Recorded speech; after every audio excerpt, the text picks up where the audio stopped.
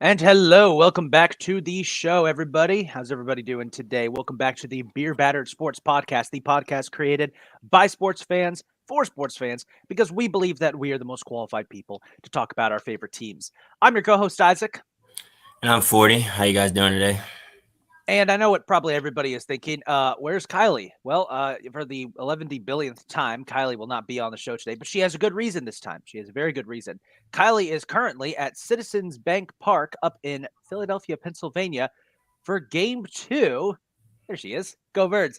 She's up there for Game 2 of the National League Wildcard Series between the Phillies and the Marlins, because postseason baseball has started, and that's what today's show is going to be about. We're going to be talking about the MLB postseason.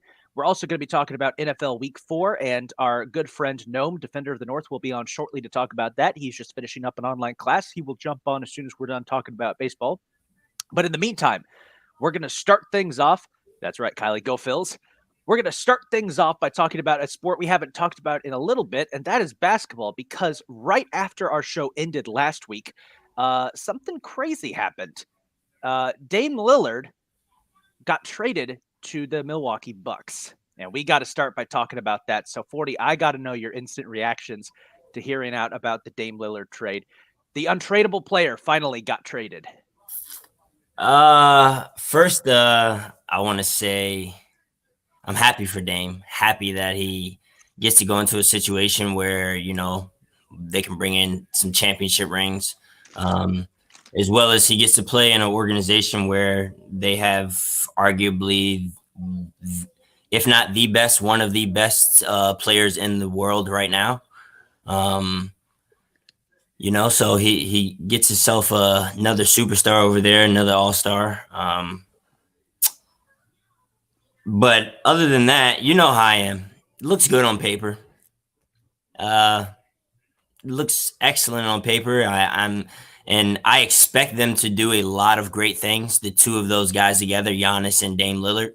I expect that team to get in together around the two of them and exceed and do great things. They should definitely, on paper, look like the one seed in the East next year. I don't know if there's a lot of teams even with just that duo there, they could bring in role player after role player after role player. That duo right there is something that should be very special and create a lot of special things. So I'm happy for Dame, but it looks good on paper. And I expect them to do a lot of things. I hope they don't disappoint what the paper says. But I honestly really hate it as well, because it's like we get this nowadays, but we couldn't get Chris Paul and Kobe Bryant back in the day. Yeah. And it just shows you how much the league has changed as a whole and how much they let go nowadays that they didn't let go. I know David Stern is probably turning over in his grave right now. Well, I remember when after Kobe died, there was a joke people made to kind of comfort each other that, the second Kobe gets to basketball heaven, he goes right up to David Stern and is like, "You son of a bitch, I could have had Chris Paul." No, you're right. I mean, the NBA about 20 years ago, I don't think they would have allowed this trade to happen. We've seen recently, with super teams not working out. It's rare. It's starting to become a little bit rare to see teams go after big stars like this. But I do want to say this about Dame. First off, if anyone listening doesn't know how the trade played out, it was a 3-team trade. So the Bucks got Damian Lillard. The Bucks sent Grayson Allen, Keon Johnson, Nasir Little, and Yusuf Nurkic to the Phoenix Suns, who in turn sent DeAndre Ayton, Tamani Camara, Drew Holiday, 2029 first-round pick, and 2 first-round pick swaps to the Trailblazers. Now, Drew Holiday then got shipped off to Boston, and that's another big off-season thing that that's people are already labeling Boston champions of the East. It's like, wait a minute, what about the trade that started all of this? Come on, y'all. But I just want to say this about Damian Lillard. Well, sorry about that. No, go ahead. They are saying that because Drew Holiday has played great defense against Damian Lillard his whole entire career.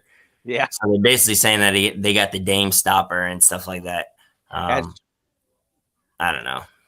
Kylie is already fear. Sixers are cooked. Oh yeah, I they're cooked. They're I don't not know. even a discussion. It's literally Boston and Milwaukee. Those are the top two teams in the East. Maybe Miami. Mi- yeah, Miami can make another run as well. I won't count Miami out for I sure. gotta rep the boys from South Beach, but I think right now the Bucks and the Celtics are gonna fight for the East this year. And Kylie did mention this.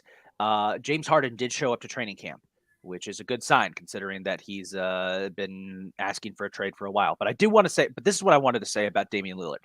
We Yeah, live in an era of the NBA where loyalty to a franchise is rare. You do not see a lot of players stick with one team for more than 3 or 4 years. In some cases, you do if they're a big superstar like Steph Curry. Um, but even the superstars nowadays, you see them jumping from team to team. That's something we never saw back in the day. We would see big superstars occasionally leave their team that were drafted by towards the end of their career.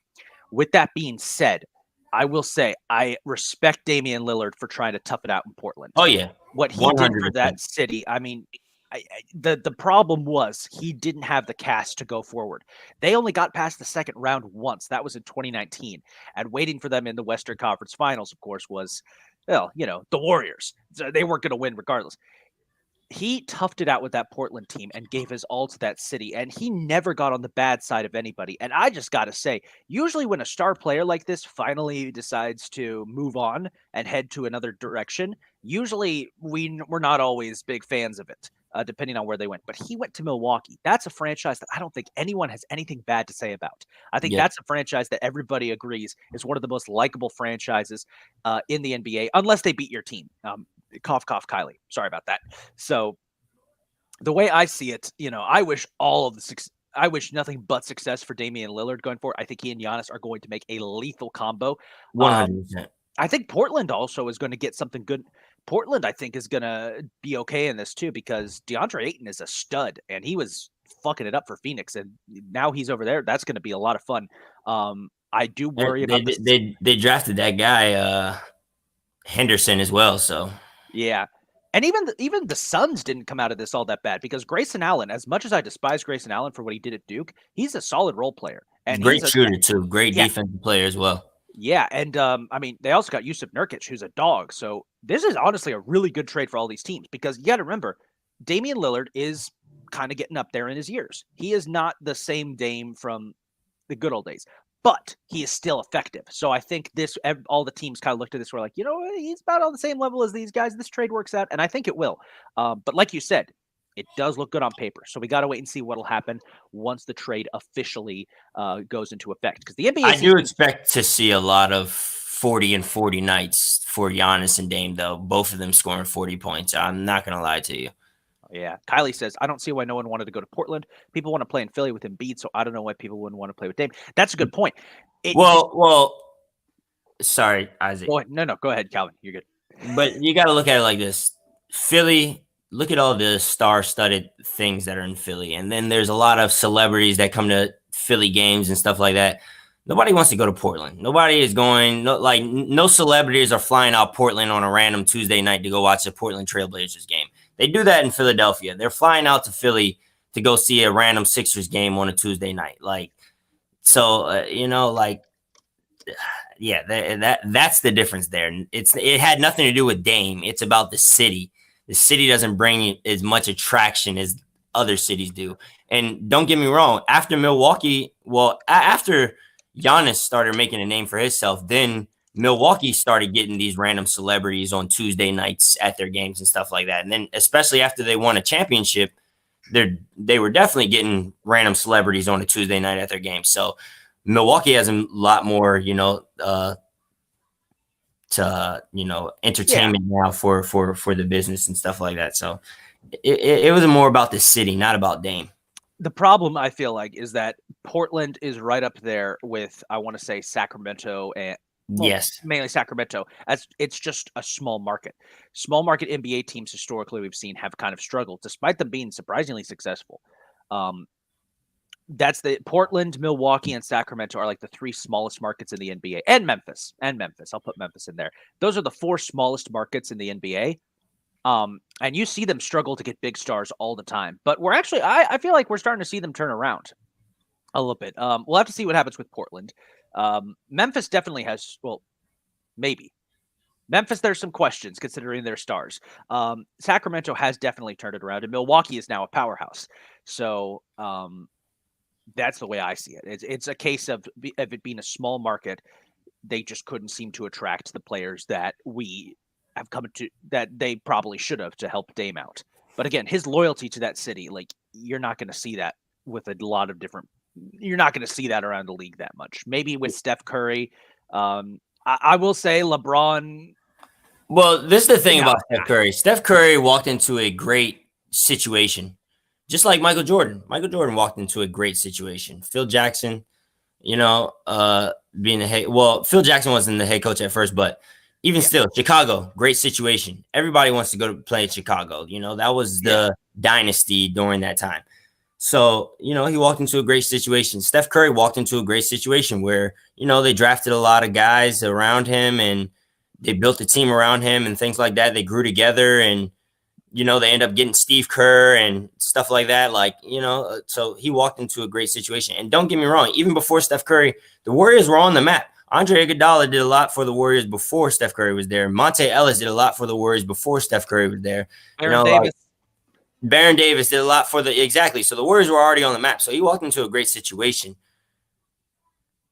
Did LeBron ever walk into a great situation in Cleveland? No. LeBron was always smarter than his coach. Yeah. Even when he was winning championships in Cleveland, he was still smarter than his coach. They were telling there was somebody telling a story the other day about that game-winning shot he had against Chicago in the 2015 playoffs. And the coach, David Blatt at the time, he drew it up. He drew the game-winning shot for JR. LeBron goes to the sideline and he says, "No, fuck that." Grabs the clipboard and he says, "This is exactly what's going to happen. I'm going to fake this way and I'm going to come right here in the corner and I'm going to shoot it. We're either going to win or lose this game and we're going to walk out of here." And it was Brendan Haywood. Brendan Haywood was on Gilbert Arenas' podcast. He was like, "So all the people that say LeBron doesn't have a killer instinct and all that, I don't ever want to hear that because the man went over there, ripped the whole play up and told you what was going to happen. And then he went out and did it." But getting back to my point, he had to leave Cleveland that first time because he wasn't in a great situation. Yeah. Like nobody wanted to come play in Cleveland. Like he tried to get people to come to Cleveland before he even left Cleveland. He tried to get Bosh and Wade to come to Cleveland before he even left Cleveland, but Cleveland didn't have enough money for Bosh and Wade. Kylie adding in here. Yeah, I was going to mention Kylie. Like Chicago was kind of shit when Michael showed up. But the thing is, that's the difference. And that's the other thing that kills me because even though he was 1-9 before Pippen got there and this, that, and the third, he still walked into a great situation though, because they were able to get free agents and things like that because they saw what Mike was building over there. Mike never had a winning record before Pippen either. Let me tell you that, everybody thinks this guy was so fine, high and dandy and things like that. LeBron was in the fucking championship at 22 years old. Mike couldn't get past the first round at 22 years old. That's a fair point. Getting back to my point, though, Mike still was in a better situation than LeBron was in because people wanted to go to Chicago as free agents. Nobody wants to go to Cleveland.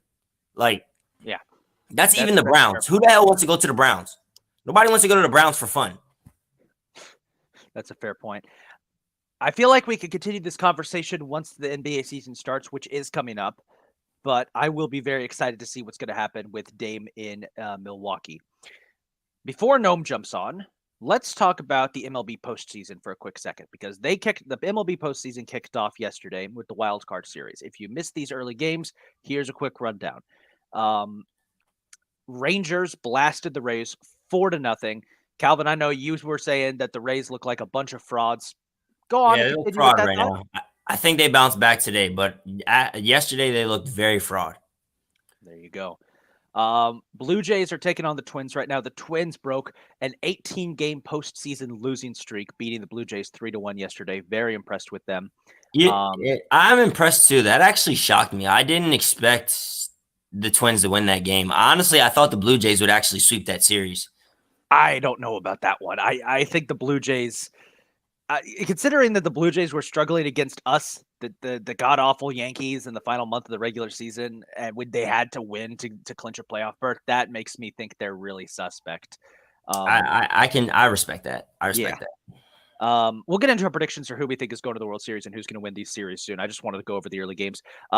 Easily the most entertaining game for day one of the playoffs had to be Diamondbacks Brewers. Diamondbacks won 6-3, but that was a fun one. Brewers did suffer a series of injuries to their pitching core right before the game, the series began. So they are going in handicapped, and it showed. Arizona's a fun little team. I'm starting to notice. I'm like, I kind of want to see them go on a deep run. Just what? I like what they got over there.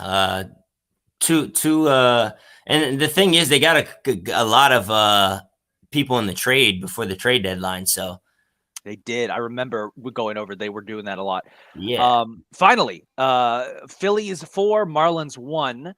Oh boy, Kylie is not pleased with some of your takes.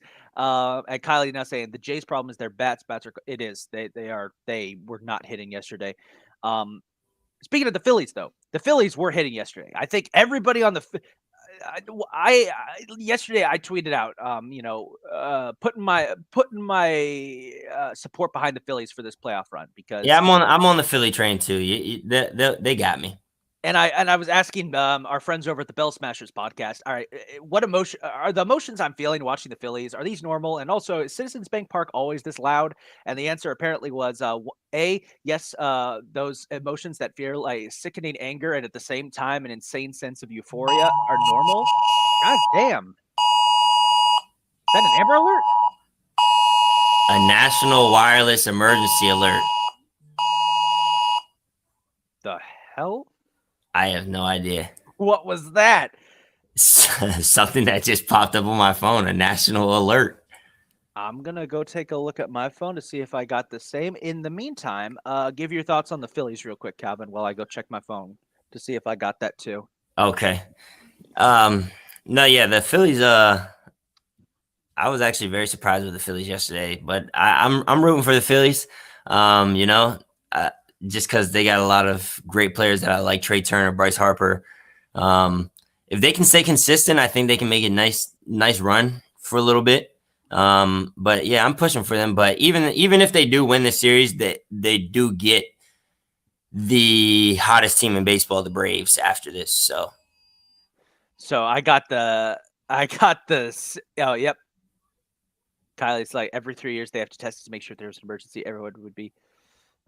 Also go Phils. Yeah, so if anybody heard that, you probably got it too. That was a test of the National Emergency Wireless System that we got. That scared the crap out of us. That's funny.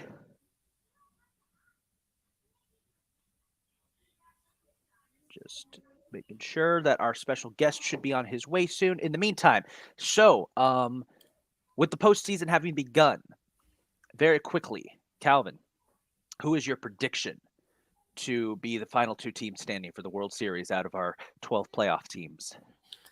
I still like my two that I had a couple weeks ago. I'm still sticking with Baltimore and Atlanta. Baltimore and Atlanta. I'm going to go a different direction. And I think that right now, as dangerous as Atlanta looks, I think that it's going to be Philly versus Houston, a rematch of last year's. I know Houston isn't as good as they were last year, but I will say this about the Astros. They are inevitable, as always. And look who just popped into the chat. Hello, Defender of the North. Hey, how you doing? I'm doing all right. Did you get that? What's going on, man? Quick question. Did you get the alert for the National Wireless Emergency test? Yeah, I just got it. Both of my phone, my old phone and my new phone were both in my pocket, and that was not pleasant. Let's just say that. Oh, my God. Well, we're just finishing up our chat about baseball. I was just saying that I think right now Philadelphia has the most momentum out of anybody in the National League. I think they will take the National League. I think they are probably the best team set up to beat Atlanta, which is going to be tough. I think that they can do it. And I think that the Astros are just inevitable. I would love to put my faith behind Baltimore, but I just don't know if I trust such a young core. I know they're going to be competitive for years to come. You say momentum, but I'm hearing the momentum we've been building since '83. So I'm saying I think Baltimore has the most momentum, and this is the year. They definitely. This is the year. This is the year. This is the year. I don't know. I would love a Baltimore Philly World Series. I would try and get tickets to go. Although I'd probably Kylie would never speak to me again. Kylie would never speak to any of us again. Why do I feel like Isaac is pandering to me? Well, Kylie, the thing is, the reason I may actually, maybe I am pandering to you. Maybe I don't want to, maybe I want to survive this World Series season. Maybe maybe I don't want to die. Have you not been watching the last couple episodes, Kylie? Yeah. He does pander to you. I don't want to die, Kylie. You scare me. He acts like your picks are okay. He does pander to you. It's weird. Oh God. No, I actually do think I'm not even pandering. To be completely serious, I do think that the Phillies might be the best team set up to beat Atlanta. Because if it's not Atlanta, it's probably going to be them. I think the Dodgers, I think they don't have enough good pitching at the moment. The rest of the wild card teams, I don't really see them making deep runs. Although Arizona, I could see them potentially making a deep run. And then in the AL, like I'd love to see Baltimore go far. But I just don't know if I trust their young core yet. And knowing Houston, the Astros are kind of inevitable at this point. And that scares me a lot. But before we move on to football, I do want to get your guys' picks for the wild card series, which should be kicking off within 30 minutes. First up, who's taking the first series, Calvin? Rangers or Rays?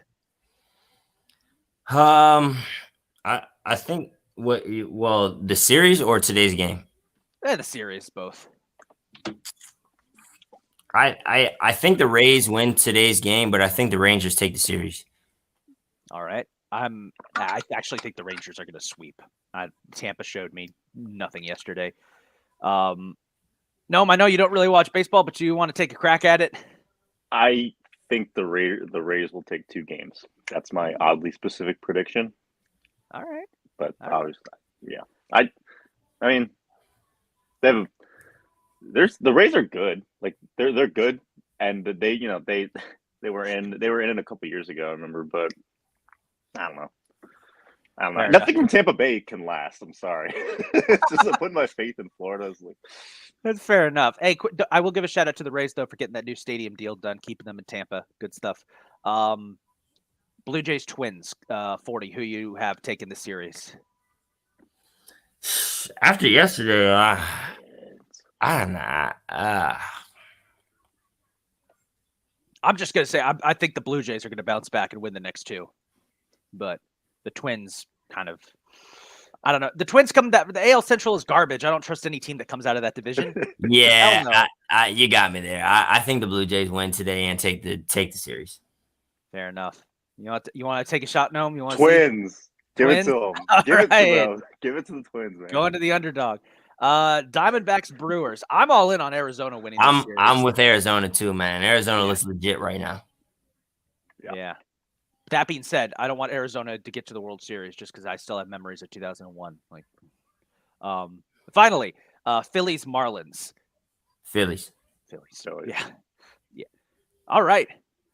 Well, with that being said, let's talk football real quick. Oh, before I do, just really want to quickly bring them up real quick. The NHL season starts in less than a week. We will go more in depth next episode on our predictions for the season once Kylie's back. I'm just going to say it right now. I have no idea what to expect. Hockey has gotten so unpredictable that it's really hard to make any predictions. Isn't it great having so much parity in a sport? Sometimes, but also no, because I don't know what's going on. Anyway, NFL, week 4. We're a quarter of the way through the season, and we had some bizarre moments last week, bizarre games, and one really bizarre Sunday Night Football broadcast that was kind of painful to watch. Can I say something real quick before we start? Go ahead. Because I wasn't on last week, so I wasn't able to say this. I have to apologize to 40 for something in week 3. I forget what I said, but I was totally wrong about something. No, wait. I didn't get to. Never mind. I didn't get to. Never mind. I'm not going to bring up the Bills skins from week 3. Oh, we look terrible. You can bring them up. It's cool. No, because week 4 they looked fucking fantastic against the Eagles, and I guess we didn't talk about that. But I would have picked the Bills over the Dolphins. Just want to say it. I would have picked them. None of y'all did. I would have picked the Bills over the Dolphins after what they did to the Broncos.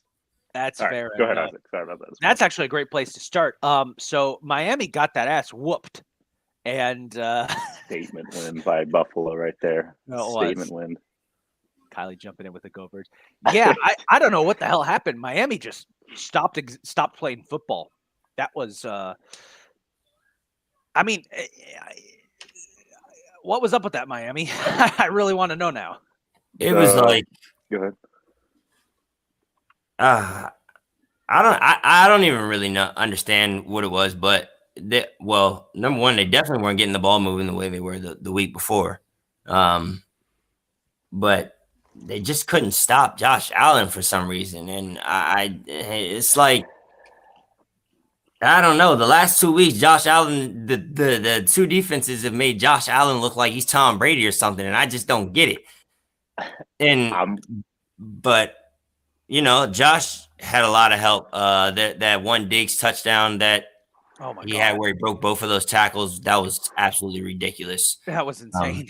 So, a lot of Josh's yards did come off of stuff like that, yards after catch and things of that nature. But Buffalo all around as a team, because even in that second half, I don't think their defense let up more than 10 points or something like that, 10 or 13 points or something like that. But they scored like another 20 or 21 in the second half. But yeah, as an all-around team, Buffalo looked good last week. They've looked good the last 2 weeks. Well, actually, I should say they looked good the last 3 weeks. After that Jets loss, it was like something turned on in that locker room, and they've been on go ever since.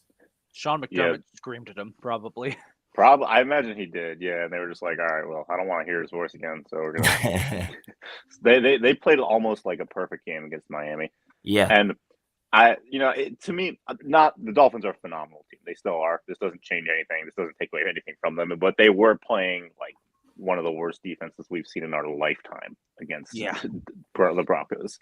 Yeah. Here, the Bills played like almost like a perfect game against them. Josh Allen is in MVP form for some reason. After week one where he was just dog shit, he's actually come on and he's all right. Like he's good. Yeah. He's been great. Time of possession in this game is split completely down the middle, 50-50. Like 40 said, the Bills just played better on both sides. They really did. Much, much better. And in the second half in particular, they really did. And I think in Buffalo, everybody was talking about in the preseason, are the Bills going to remain competitive, or is it going to be are Miami and the Jets coming for them? And I think we now know it's very clear. It's like Buffalo's not going down without a fight. Yeah, a lot of people gave up on the Bills because it's just been so lackluster. And it's like, it kind of felt like we had missed their window. They'd had so many years of good success, but never getting past the door. Or like, it all kind of felt like, we can just kind of give up on them and forget about them because we haven't been able to beat the Chiefs. I was one of those people too. I'm just like, they're never going to do anything. I still kind of believe it. To be honest, I still kind of do.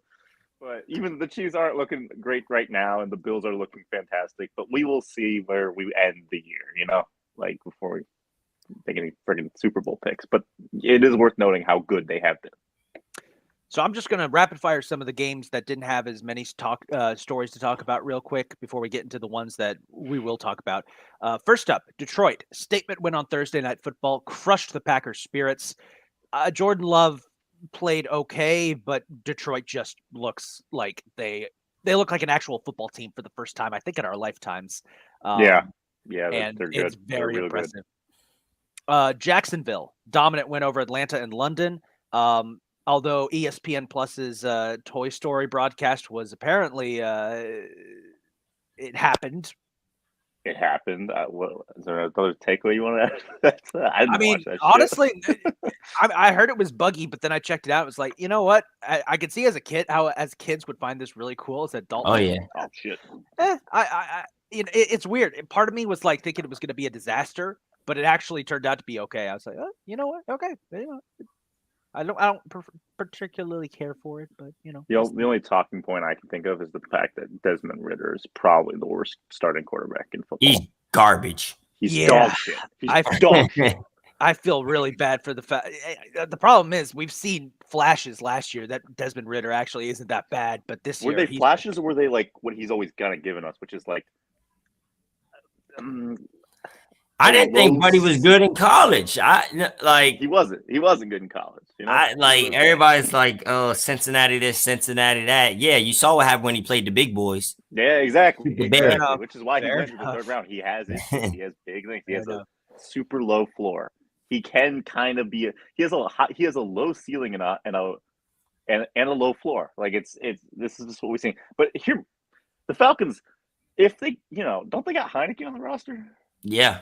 They do have Taylor Heineke. What are y'all doing? It's not like you guys are that invested in Desmond Ridder that you think he's going to develop. Get Heineke in there. He can run an offense at least. Dude, the NFC South is up for grabs. The best team is the Bucks. Hey! The best team in the NFC South is the Bucks right now, and they are totally mediocre. That's fair. It's up for grabs. Take it, Atlanta. Get Heineke in there. Why not try it? Every team is trying to kill themselves in the NFC South except the Bucks. It's because we rule. Looking at some of the other games, I'm just going down the list now. Rams Colts. Anthony Richardson, incredible late comeback to get them into overtime, but then Puka Nacua finally gets that first career touchdown, and the Rams win in overtime.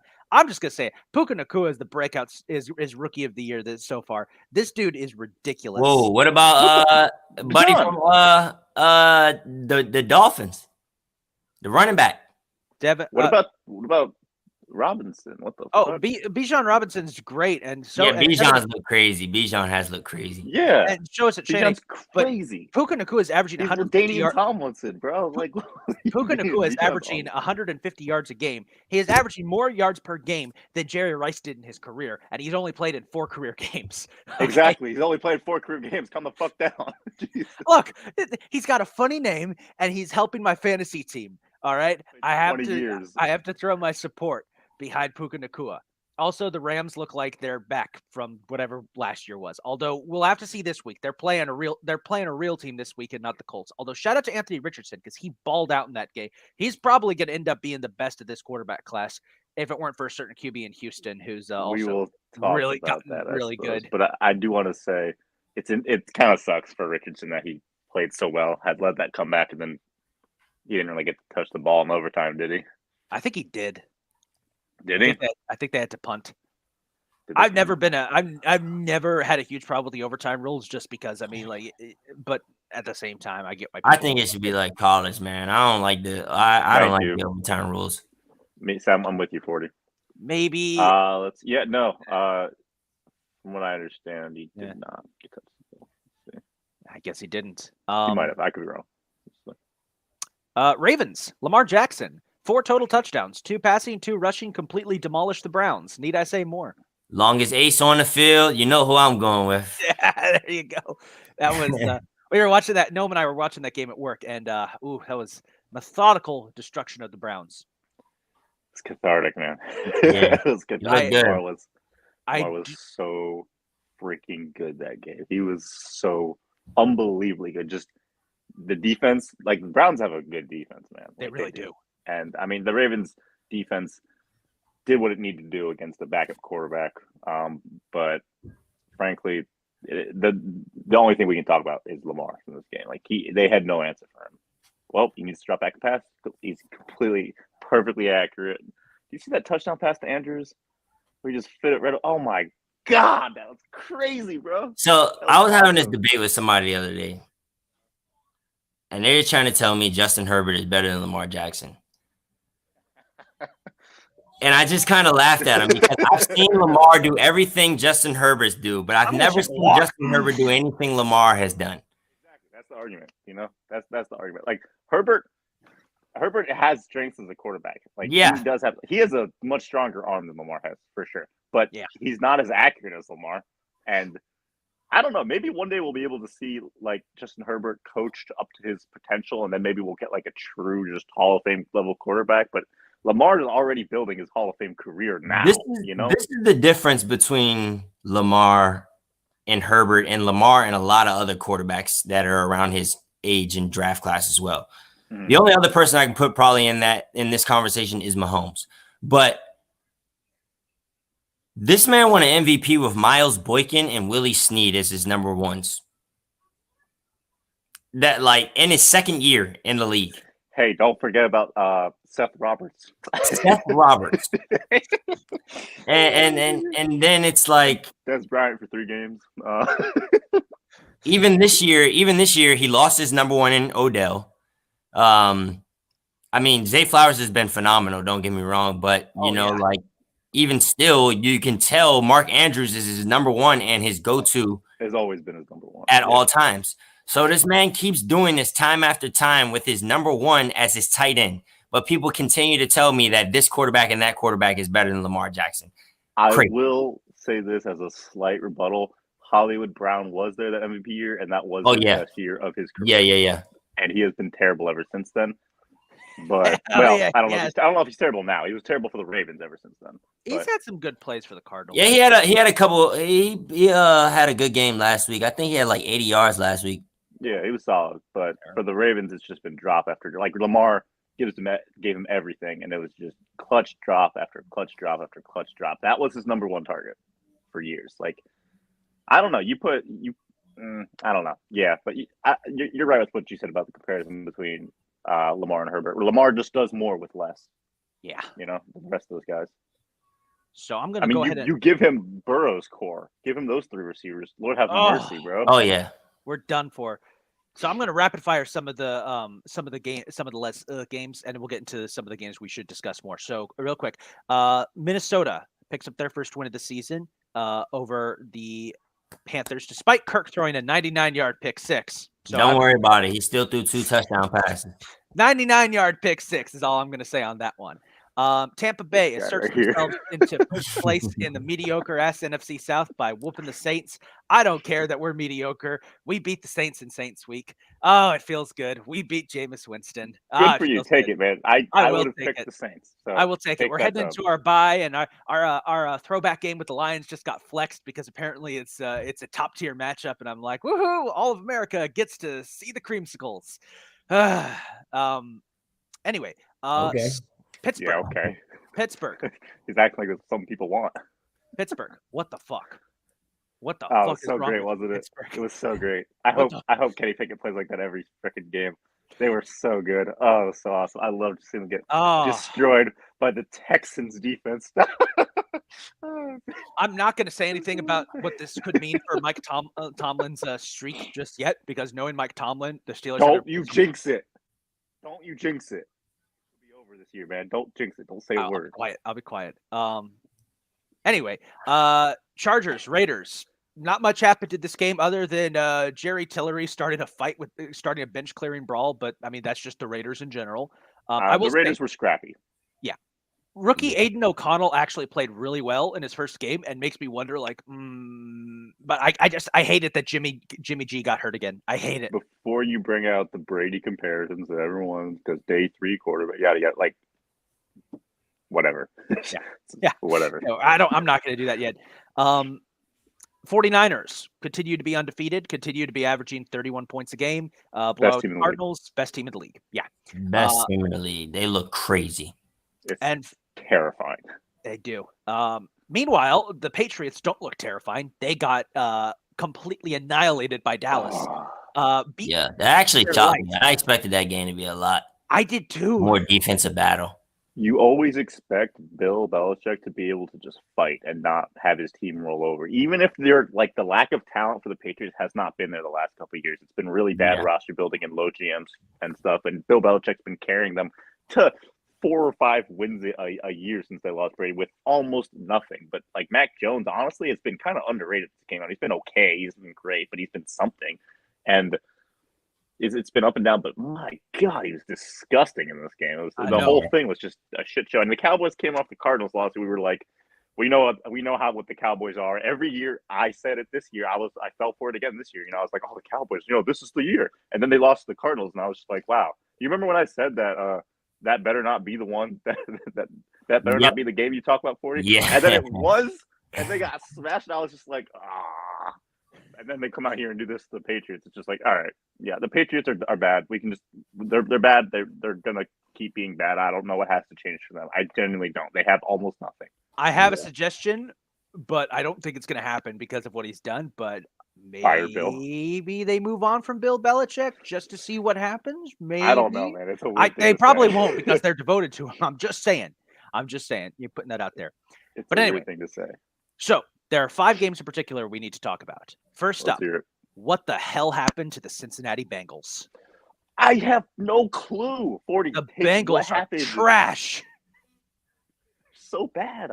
Is it the injury? you think? Honestly, I wish I had an answer. I have no idea what happened to the Bengals either. It's and especially to the Titans because the Titans have looked so terrible in the first 3 weeks of football, and then I just don't know. Joe Burrow hasn't looked like Joe Burrow.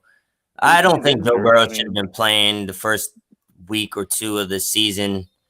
I don't know. It's sad in Cincinnati right now. They can't do anything, man. This is their second game in 4 weeks in which they've only scored a field goal. That is wow. It's and unbelievable. Joe Burrow's their quarterback, and they have Jamar Chase, T. Higgins, and Tyler Boyd. Yeah.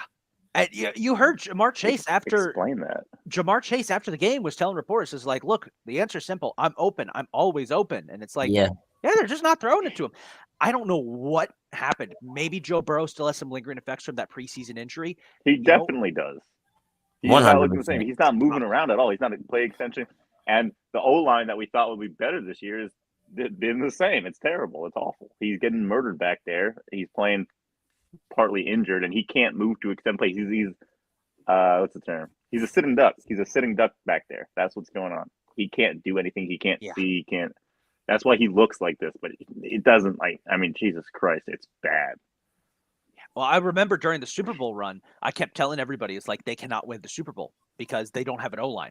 I kept saying, like, they're going to get murdered by Aaron Donald. And even if they do win this, it's going to, it'll prove to the rest of the dumbass GMs in this league that you can make a Super Bowl contender without an O-line. And last year, I thought they had fixed it because their O-line was so much better last year. But this year, it's like it's right back to where it was in 2021, where they were giving up 10 sacks a game and we're still. But the difference is back then, they were still able to win games despite giving up 10 straight sacks. Burrow was healthy despite the fact that he was getting murdered all the time back there. This time he's not healthy. And if you guys notice, what people, there's been a lot of criticisms about Zach Taylor, right? Everyone, at his first couple of years, everyone was like, he's bad. Then Burrow comes in, they have a lot of success, but everyone's just like, the coaching does not seem great. Well, now we see the stuff when Burrow is not carrying this team on his fucking shoulders. It doesn't matter how good your roster is if your coach is terrible. Yeah.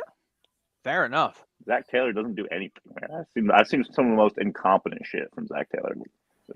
It's almost like Doug Peterson's last year in Philly a little bit. Sorry, Kylie. Bring that up, but that was some bad coaching. I think Kylie had to sign off so she could get ready for the game. But yeah, no, I agree. Well, I hope she heard that in her soul. Now, I would say that the Bengals are goober of the week. But no, there's one team that deserves Goober of the Week. What the fuck is wrong with you, Chicago? What the hell is wrong with the Chicago Bears? How do you have Justin Fields have a perfect passer rating in the first half? How does he throw 4 touchdowns and you guys still lose? How do you blow a lead like that? How do you blow a lead to the Broncos? What is wrong with you? Somebody tell me if I'm crazy or not. Are the Bears just cursed at this point? Before you go on about this curse thing, I'll be honest with you. You guys see the colors I'm wearing. I'm always going to rep my boys. I'm very nervous tomorrow night.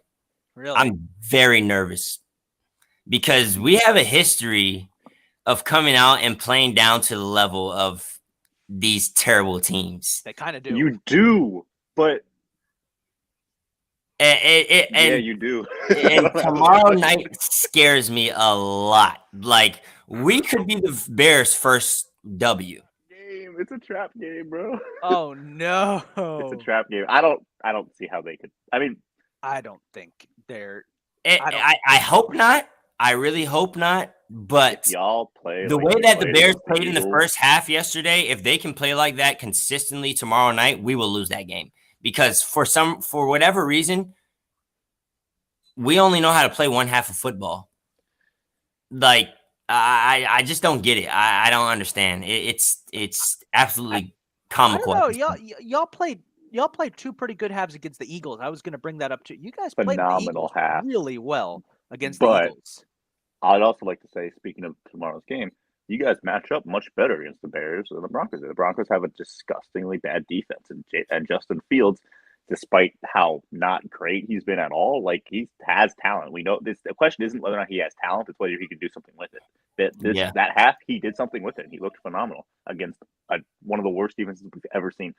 The Washington's defensive line is not going to just let him do that, though. They're not going to just sit there and be like, yeah, he can pick us apart and show off his crazy talent. They're going to be like, let's kill him, and then let's kill him again, and let's kill him again, because we have the entire Alabama defense on this defensive line. Let's just I hope that's how they come out and say, let's kill him and kill him again. Because I'm nervous. I get why you're nervous. It does kind of feel like it could be a trap game, and Washington totally plays down their competition. They really just disappear for games, even when they're good. They just disappear. Not every, and you guys, like you said this earlier a couple weeks ago. You guys always play the Eagles well. Like at some point, it's always competitive. Even if the Eagles are going to be in the Super Bowl and you guys are going to have like a second overall pick, you guys play them well. Like it's just what you guys do. You really do. So, you could say, okay, well, you guys played up there and you're going to play down here, and it's just it could be a trap game. Like I could see it. You can't. They're so inconsistent. Washington is the most inconsistent thing ever. You cannot give them just a guaranteed win. But I do like the matchup for you guys. I like it a lot. Yeah, I like it as well. We should win on paper. Yeah. As far as the Broncos go, Russ, I don't know, but he's been better than people have been giving him credit for the last 2 weeks, I guess. And by that I mean he's not the 70th best quarterback in the league, like people are saying he is. He's probably somewhere around 28, which is still disgusting when you consider that he's Hall of Famer Russell Wilson. But whatever, he's can sort of move the ball a little bit. Yeah, I don't know what's going on with Denver, man. Yeah, I don't know, but I did think they would beat the Bears just because they have put up points and the Bears just hadn't. But then just Fields did what he did, and I was like, oh. Yeah, I think we should be all right. Hopefully, we'll see though. Rooting for you guys for sure, man. Like, I think they'll be okay. Before we finish anything else, before we get into next week's games, let's quickly talk about the last 2 games that happened last week, because we got to talk about the situation in New York. First of all, what the hell was that, Jets? What the hell was that? So are you guys good or not? No, you're not. But more importantly, did y'all see Taylor Swift in the booth? Because I don't think NBC showed her enough. I'm tired of that shit. I'm not gonna lie to you. So is Travis Kelce. He apparently told somebody in the league office. He's like, "Listen, you got to tell the TV guys they got to stop doing that because it's messing up. It's gonna mess things up for me." He actually straight up told the league, "It's like, please stop putting mine and Taylor's relationship on your front page." I'm so sick of it. I'm so beyond sick of it. I thought it was funny for 2 weeks, and now I'm like, you know what, guys? Can we let them do their thing, please? I think that the 20 seconds we spent talking about it have been enough. Yeah. The Jets, though, are the Jets good, or was that just a freak game against the Chiefs? Because that made me really nervous that they played the Chiefs so well. Let's talk about it. The Jets, they have a good defense. Yeah, their defense is phenomenal. They can keep them in a lot of football games. Sauce is crazy. Defensive line's not bad either. Their offense is unpredictable, and to be fair, there's just no way to kind of get around this point of what happened. For probably the first time in his career, Zach Wilson played a really, really good game of football. Yep, and that's what happened. The number one thing he did was find his number one receiver, Garrett Wilson. So yeah, him doing that made it a lot easier on him as well. So.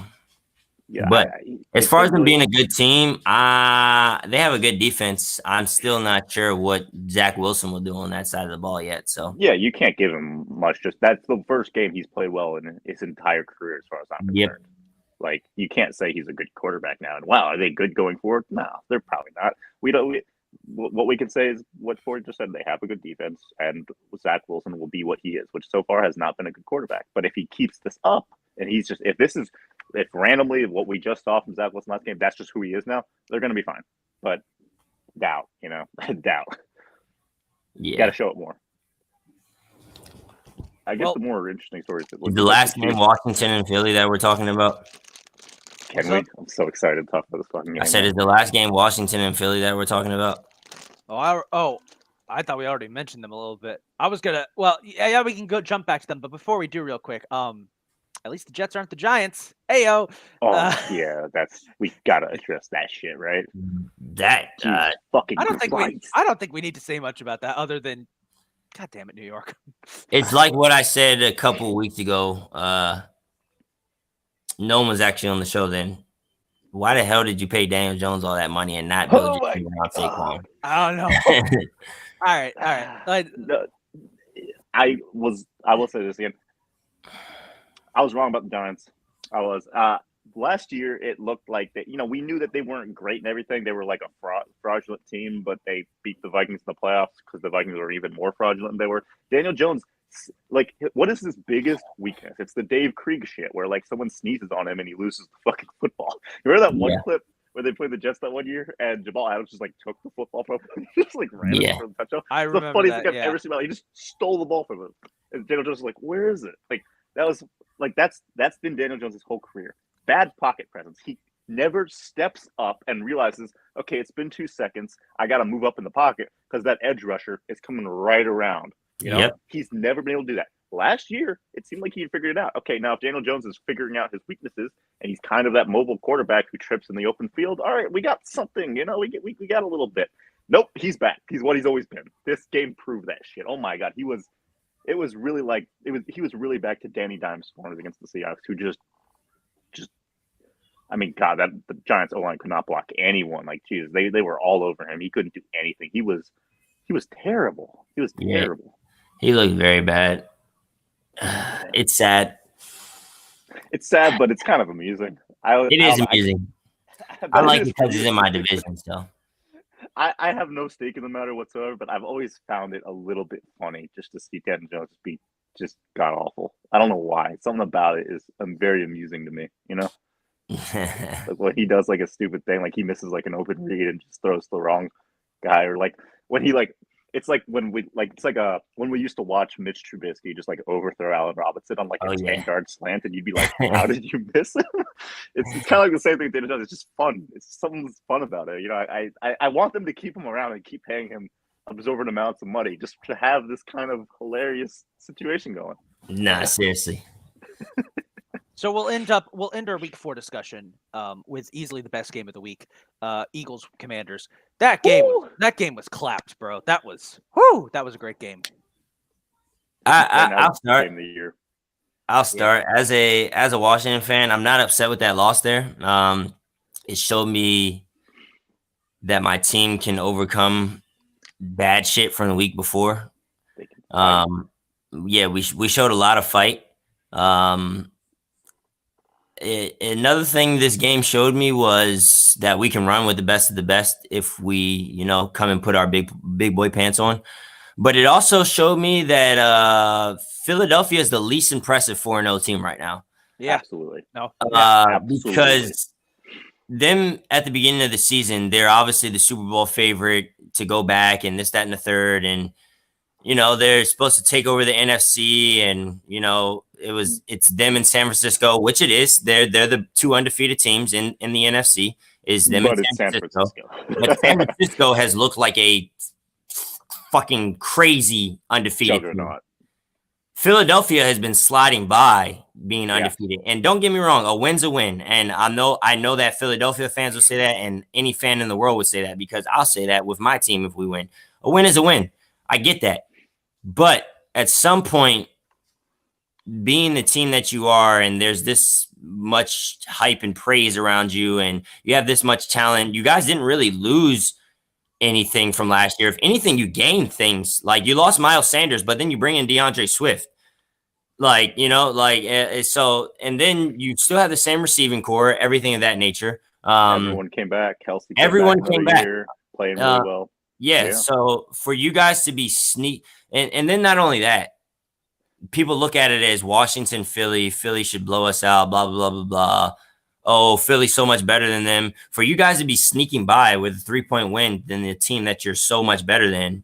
overtime win. In overtime it's pathetic, actually. It is. So it is. Yeah. don't get me wrong, they're 4-0, but they have a lot of work to do in Philly because it can crumble in a second from what I saw the other day. But I will tell you this. I said I'm not upset about that loss, but I would be less upset if we lost that game by going for 2. I thought they should have. I thought that was the easy call there. I mean, why go to overtime? Why risk it against division game? You're in Philly. You're in Philly. And then in his press conference, this dumbass Ron Rivera says, "Oh, the guys were gassed, this, that, and the third." If the guys were gassed, why not go for 2? You just put your offense back on the field in overtime, you idiot. Yeah, they're gassed. You know they're not going to stand up. And the Eagles, you know what they're like. The Eagles have a much higher ceiling. On average, I would bet the Eagles are to have more success than Washington. That's right. Just any statistic would tell you that. So why would you extend the game? Go for the win. Go for the win. You know what you're going for here. You know what you're trying to do. Exactly. And then with that win, everybody's 3-1 in the division except the Giants. So if you go for 2 and you get it, everyone's 3-1 in the division. I mean, still the division's still wide open with them at 3-1. With the Giants at 3, with the Cowboys at 3-1, us at 2-2, and the Eagles at 4-0. Division's still wide open. Anything can happen, but going for 2 and getting it, everybody's at 3-1. It's even. It's literally like 0-0. But not only that, it's huge for the season because, like you said, division's wide open. Everyone's 3-1.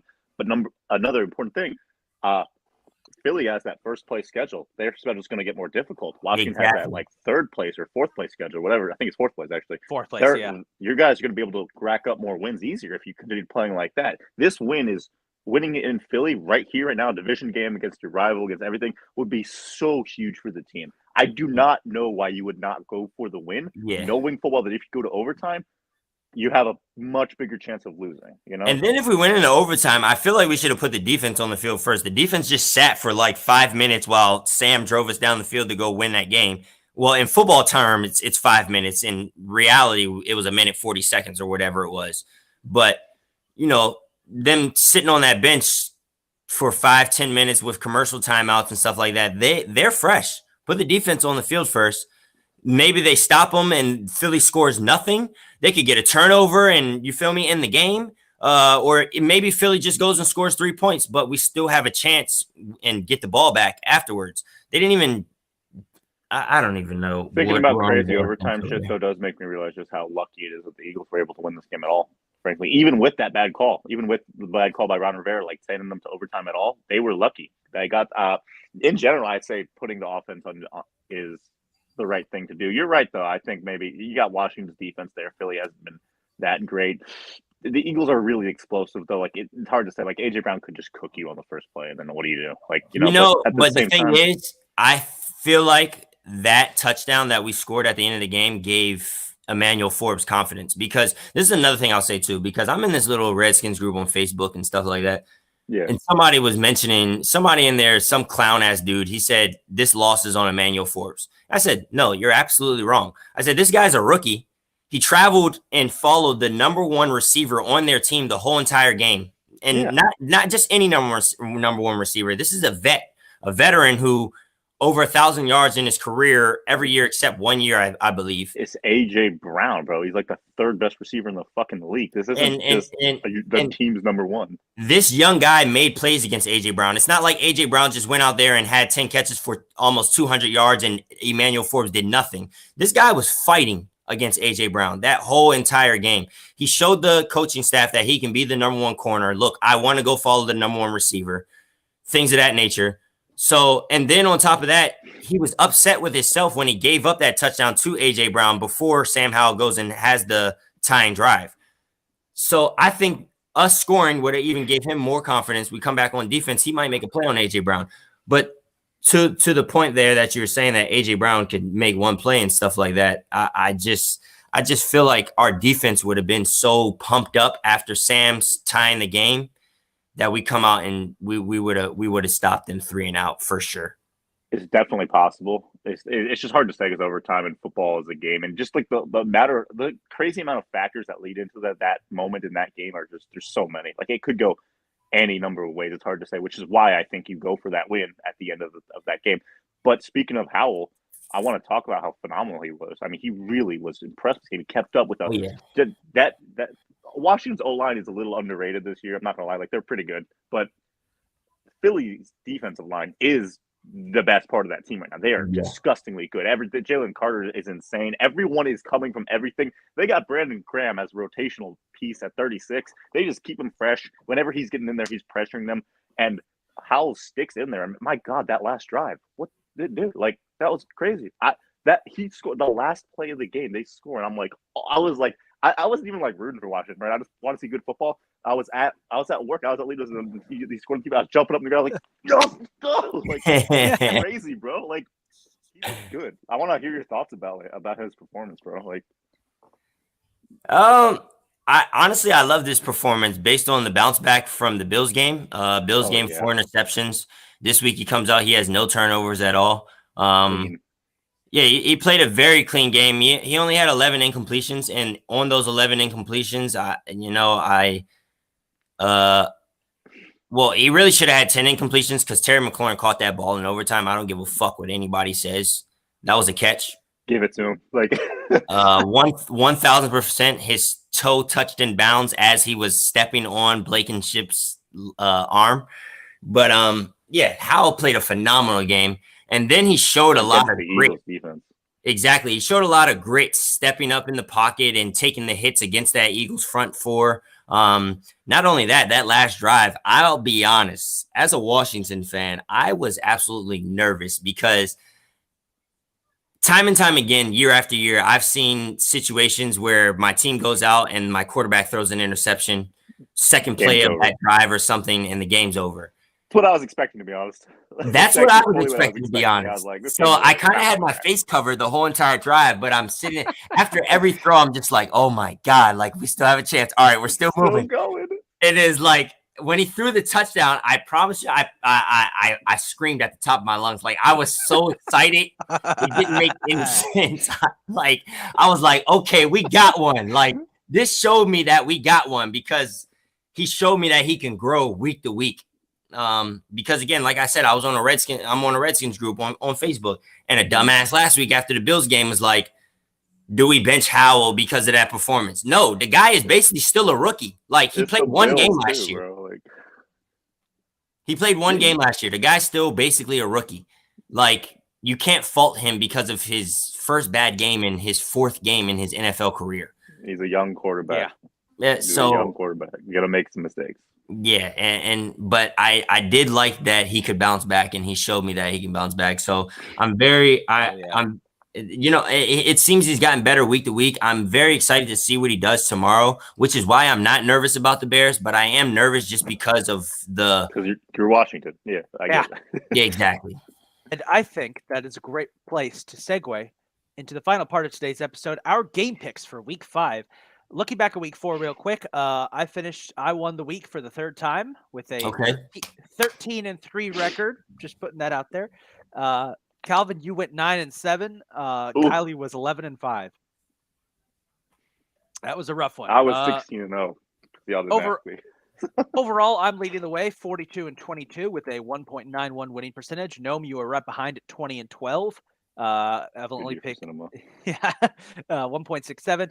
Calvin 34-30, 1.13. You are below Kylie, who's 35-29, 1.21. So I'm just saying, let's see if anybody can top the king as we head into week 5, our first week of buys. 4 teams are on bye, so we've got fewer games than usual, and we kick it off with the game we were just discussing, Thursday Night Football, Bears at Commanders, and I'm just going to go ahead and put all my money on the Commanders for this one. It's the Bears, man. I like the matchup for them. Give me the Commanders. The Commanders. Kylie said that she sent her picks to you, Noam. Do you have them? Oh, yeah, I do have them actually. Yes, so let me know. We're at home. We got the all black on. I was wondering why she did that. I was like, okay, if I care what she think. I found them. That's unfortunate. 1 second. I gotta turn off my camera for a second. Okay.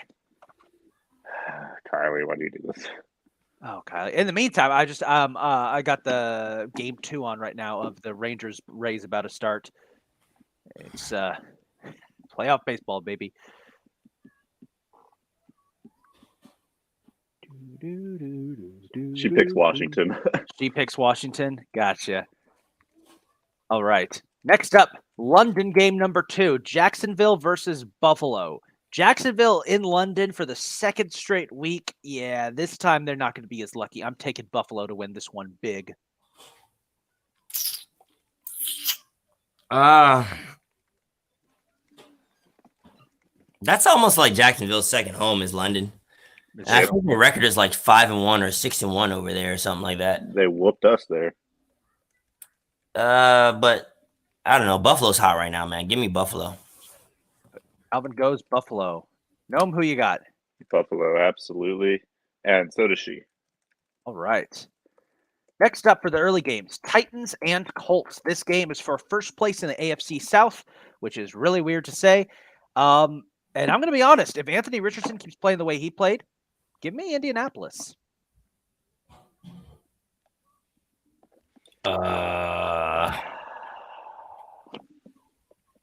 Kylie also picks Indianapolis. I'm going to go with Tennessee. I'm going to go with Tennessee too, man. Right. Yeah, Tennessee showed me something last week. I like Richardson a lot, and I agree with you, Isaac.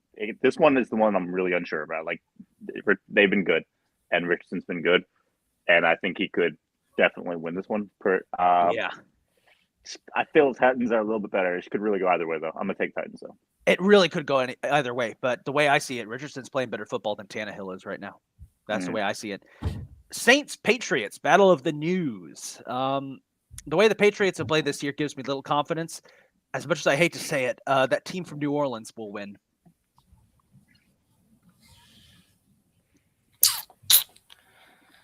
Yeah, give me the Saints. Hate that we have to do this. Noam, who you got? So, Kylie picks the Saints. I'm going to take the Patriots. Ooh, defend yourself. Yeah, in the court of public opinion. Here's my reasoning. Okay. I actually, despite how sick I am of like just them disappointing me, and I keep thinking that they're kind of good. Like every time I have a little bit of faith in them, they're like, "No, we're actually bad." I don't believe in the Saints, and I don't believe in Derek Carr, man. I don't believe in that at all. I've lost everything for them. So I think the Patriots are going to win. All right. I think Bill's going to be like, "No, we can't do that again. That was horrible. We're not doing that against the Saints." That's a really good Belichick. That was a fucking great impression. All right. The rivalry of the AFC North. Ravens, Steelers. Who we got? I'm taking Baltimore for reasons obvious. You don't even need to ask me. Don't need to ask me either. Longest eights on that field. I'm going with them. I'm going with 8. And Kylie is going with? The Ravens. Obviously, yeah. Texans, Falcons. This is an interesting one. Two teams trying to prove they're better than what they should be. I actually agree. I think that with Houston, Houston has shown me a lot these last 2 weeks. It's shown me that CJ Stroud might have a future in this league. I'm going to take Houston to win this one. Houston. Yeah, Kylie also is Houston. Give me Houston. Atlanta is garbanzo beans. Unless they put That's the thing, though. What if they're just like, what if they hear our podcast and they're just like, huh, we do have Taylor Heineke. What I was gonna say, watch Heineke go in this week or something like that. But unless they put Heineke in that game, there's no way Atlanta has a chance. Watch them throw to. Oh, look at that! A fly ball foul out on a fly ball foul out on the first play of the game. Can't see the field for whatever reason. Like he just can't process the defenses. Yeah. So. What if they actually throw to Kyle Pitts though? What if they do? Ritter has to see him, like has to read the defense and be like, he's open. That's fair. All right, Carolina and Detroit. This one is what I like to call the throw in the damn towel kind of game because Lions. Big. She got 40. Give me the Lions. Okay. Yeah. You have to think about it. I'm like, do not make this your trap game. Come on. Yeah, Lions. I was thinking about it. I was thinking. I can tell you was thinking. You had that face. What are the Rays doing, bro? What are the Rays Both me doing? and Kylie also take the Lions. I don't know. You Oh, tell us Tampa what are is the Rays doing? booty. The Rays are doing dumb shit. That's what they're doing. Rangers scored. No, they got a double on the second play of the game because the Rays player Corey slipped on his own feet. Their center fielder slipped on his own feet and missed what could have been an easy flyout. My Was it God. Corey Seager? Corey Seager, yeah, is up. Got a double. Needed that. Needed that. All right. So we're all taking Detroit for that one. I think we're all going to take Miami over the Dolphins. Oh, boy. I mean, Miami over the Giants. Yeah. Yeah, I'll be honest. Miami's going to bounce back this week. They might put another 70 points on them. I was just thinking that. I was like, they might. Go for the record. Go for 74. Do it. Yeah. All right. Moving on to the late games. Now, this one's interesting. Bengals, Cardinals. Can Cincinnati bounce back? Which I think they will. I'm taking the Bengals. Or is Arizona going to get another upset win? I'm taking Cincinnati to bounce back. Arizona, but I think it's going to be really close. Close enough that Bengals fans realize this is not going to be a good season. So tired of picking the Bengals only for them to get embarrassed, and the Cardinals have already embarrassed a good team in the Cowboys. I'm going to still go with the Bengals just because there's I can't get past how good they are on paper and how bad the Cardinals are on paper. Like, even with this, I still think the Bengals just have a much better chance of winning. But I'm really not sure because I don't believe in them at all. But I still believe in them more than the Cardinals. I agree with no 100%, but that's basically my reasoning. I'm gonna pick the Bengals too, is because I can't put my faith in the Cardinals, even though I don't believe in the Bengals that much either. So Kylie says the same thing. She says the Bengals, but she chooses them reluctantly. So I imagine she's in the same train of thought as me and 40. Well, I don't need to ask you who Kylie's going to pick for this next game because America's game of the week, the Philadelphia Eagles in LA to take on the Rams. And this is going to be my trap game of the week. I'm going to take the Rams to upset Philly. The Eagles haven't really been that impressive this year in terms of their wins. All of their opponents, they've kind of played way too close for my liking, except Tampa Bay, which is unfortunate. So I'm going to take the Rams to pull the upset here. Yeah, it's like kind of like what 40 was saying earlier about how they brought back pretty much the same exact team for Philly, and they're not as good. The only thing that is really different, other than because they pretty much only had improvements in terms of roster, but they are an old unit, and their team has gotten 1 year older, and I think that's starting to matter a little bit. They're not playing the same. The Rams, meanwhile, have been surprising us a lot. They've been showing us they're still competitive, still into it. I'm going to go with the Eagles. It's kind of like the Eagles are still really good, and they have been winning. And the Rams were supposed to be bottom feeders and are not. They're actually like a pretty average team. I still think the Eagles will get the job done. Kylie, however, chooses the Rams. Really? No, of course not. She chooses the Eagles. Don't do that to me. Don't do that to me. Don't do that to me. Calvin, who you got? As much as I hate to say it, I think the Eagles are gonna win. All right. Only 4 more games to go here when we'll be done with this. Jets Broncos, another tank bowl. I'll just take the Broncos to win this one. Jets. Yeah, give me the Jets. Jets. All right. Who's Kylie? Kylie chooses the Broncos as well. I'm rooting for me and 40 today. All right, Chiefs Vikings. I think Kansas City's going to win this one. But I think it's going to be close because the Chiefs kind of scared me last week, and I think they're going to scare me again against the Vikings. Yeah, Chiefs are a little, and Vikings kind of have been improving despite their record. Like, they've been actually showing us their offense is unstoppable. I don't really like their matchup against the Chiefs, and even if I did, I still might be taking the Chiefs. So I'm going to take the Chiefs. Kylie also takes the Chiefs. Give me my boy Kirk, man. I knew it. No, I knew it was happening. I was like, I had a feeling. The Chiefs, though?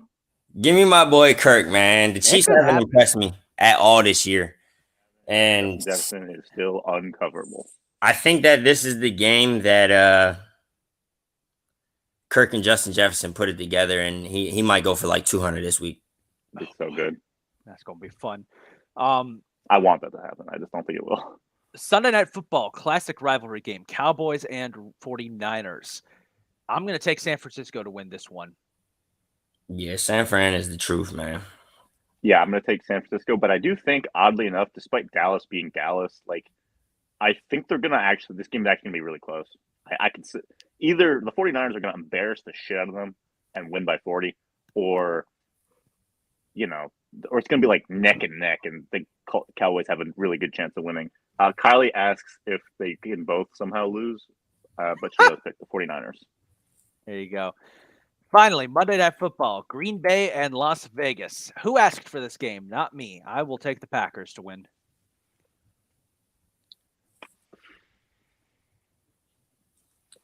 Oh, no. Why are you thinking? Is Jimmy Garoppolo playing? I don't know. Let's check. Let's check that right now, if that's going to matter. If Garoppolo's playing, it'll be close.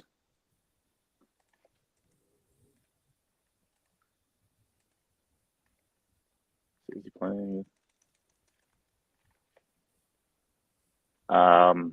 Still uncertain. Okay, so because of the uncertainty, I'll go with the Packers. But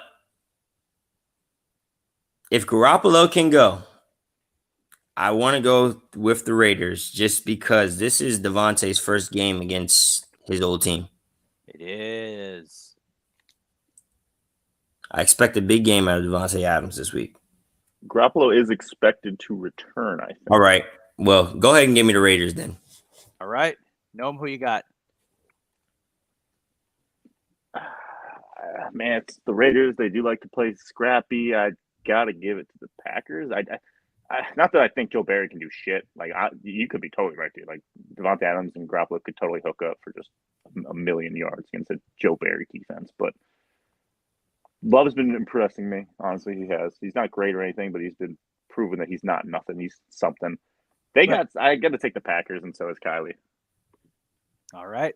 I think. Let me double check that shit. Make sure I'm not stupid. Yeah, Packers. Well, with that being said, that is going to do it for today's episode of the Beer Battered Sports Podcast. Big shout out, as always, to Noam for jumping on to the show. Reminder, everybody, this show is a proud affiliate of the Fired Up Sports Network. Go follow all of their other podcasts. You can follow us on all of our social media at bbsports_pod and check out our x.com bio for our merch. With that being said, we will see you guys next week. Actually, before we go, give me the Packers, man. The Raiders. Okay. I'll give you the Packers. What happened? Wait, whoa, what happened? The Raiders suck. Their defense is terrible. It's so bad. It's the worst in the league. Yes, thank you. All right. With that, we will see you guys next week. Peace, everybody. We are part of the Fired Up Sports Network of shows. Please check out other Fired Up Sports Network podcasts like the P-Lot Pod, Water Cooler Talk, Bell Smashers, Philly Sports Love and Pain, Drunk on Broad, Beer Battered Sports, and the Fired Up Sports Show, which are available on all major podcasting hosting sites and social media. Also, check out Mark Ramos' Roundup on firedupsports.com, which breaks down the happenings going on with all your favorite local teams.